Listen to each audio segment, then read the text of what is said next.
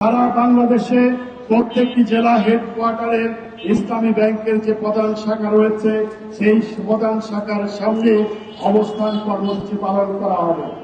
এরপরও যদি পরিচালনা পরিষদ গঠন করা না হয় তাহলে আগামী 18 জুলাই শনিবার সারা বাংলাদেশের সকল গ্রাহকবৃন্দকে নিয়ে আমরা মহাসমাবেশ করব। শিয়া বাটার ও ভিটামিন সমৃদ্ধ লিলি বিউটি সোপ, তারুণ্যময় উজ্জ্বল ত্বকের জন্য। যতক্ষণ পর্যন্ত ইসলামী ব্যাংকে একটি গ্রহণযোগ্য পরিচালক পরিষদ গঠিত না হবে ততক্ষণ পর্যন্ত গ্রাহকবৃন্দের আস্থা ফিরে আসবে না। আজকে গ্রাহকবৃন্দ আতঙ্কিত, তারা আতঙ্কগ্রস্ত অবস্থায় আছে যে তাদের আমানত তারা ব্যাংক থেকে তুলতে পারবে কিনা, তাদের আমানত সুরক্ষিত কিনা। সেই জন্য সচেতন গ্রাহক ফোরামের পক্ষ থেকে আমরা বারবার কর্মসূচি ঘোষণা করছি যে অবিলম্বে পূর্ণাঙ্গ পরিচালক পরিষদ গঠন করতে হবে। আমরা দেখেছি সম্প্রতি বাংলাদেশ ব্যাংকের মুখপাত্র তিনি বলেছেন ইসলামী ব্যাংকে একটি সৎ এবং যোগ্য পরিচালনা পরিষদ অবিলম্বে ঘোষণা করা হবে, কিন্তু বারবার ঘোষণা দেওয়া সত্ত্বেও কালক্ষেপণ করা হচ্ছে। সে কারণে গ্রাহকদের মনে প্রশ্ন উদয় হয়েছে, এই যে পরিকল্পিত সময় ক্ষেপণ এটি কোনো ষড়যন্ত্রের অংশ কিনা, কেন বারবার সময় ক্ষেপণ করা হচ্ছে?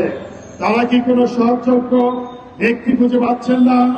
আমরা উল্লেখ করেছি যে ইসলামী ব্যাংক যাদের পরিচালনায় দীর্ঘদিন পর্যন্ত বাংলাদেশের শীর্ষ ব্যাংক হিসাবে পরিচালিত হয়েছে সেই সমস্ত ব্যক্তিদের ভিতরে যারা সক্ষম রয়েছেন, যারা কর্মক্ষম রয়েছেন, সেই ব্যক্তিদের ভিতর থেকে আপনারা প্রয়োজনীয় পরিচালক নিয়োগ করতে পারেন। এর বাহিরেও অনেক সৎ এবং যোগ্য ব্যক্তি রয়েছে, তাদের ভিতর থেকে আপনারা পরিচালনা পরিষদ গঠন করুন।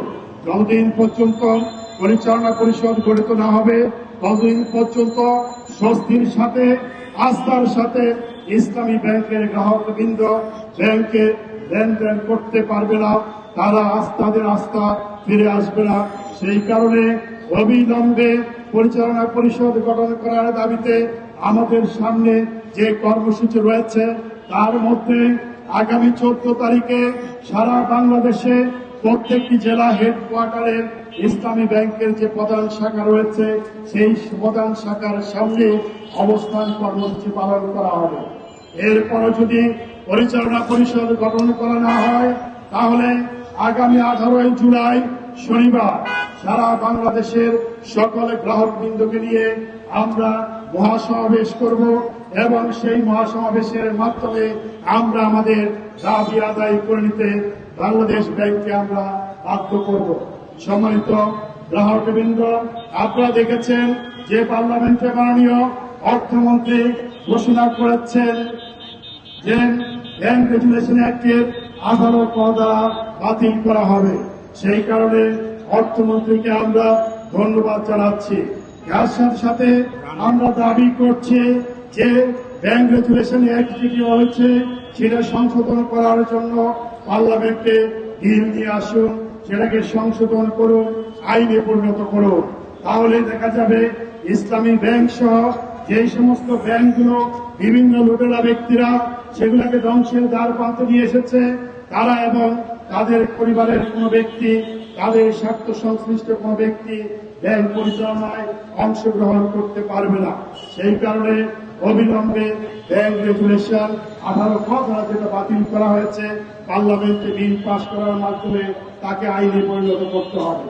গতকাল আমরা লক্ষ্য করেছি যে পার্লামেন্টের অর্থমন্ত্রী ঘোষণা করেছেন যে সম্মিলিত ইসলামী ব্যাংকের 75 লক্ষ গ্রাহক যারা তাদের টাকা উত্তোলন করতে পারছে না, তারা পথে পথে টাকার জন্য বিভিন্ন জায়গায় ধর্ণা দিচ্ছে, তারা দীর্ঘদিন পর্যন্ত আন্দোলন করছে।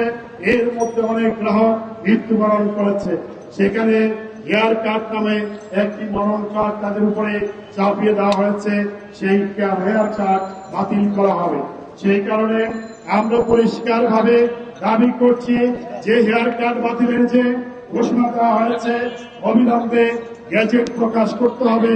গ্যাজেট প্রকাশ করেই সেটা গ্রাহকদের যে আস্থা সেই আস্থা ফিরিয়ে নিয়ে আসতে হবে।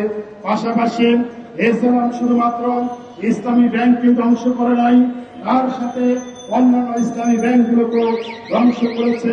সেই কারণে যারা ব্যাংক লুটেরা ইসলাম সহ বাংলাদেশে যত ব্যাংক লুটেরা আছে তাদের যে স্থাবর অস্থাবর সম্পত্তি সেগুলি বাজেয়াপ্ত করতে হবে, বিক্রয় করার মাধ্যমে ব্যাংকের যে ঋণ রয়েছে তার সাথে সমন্বয় করতে হবে।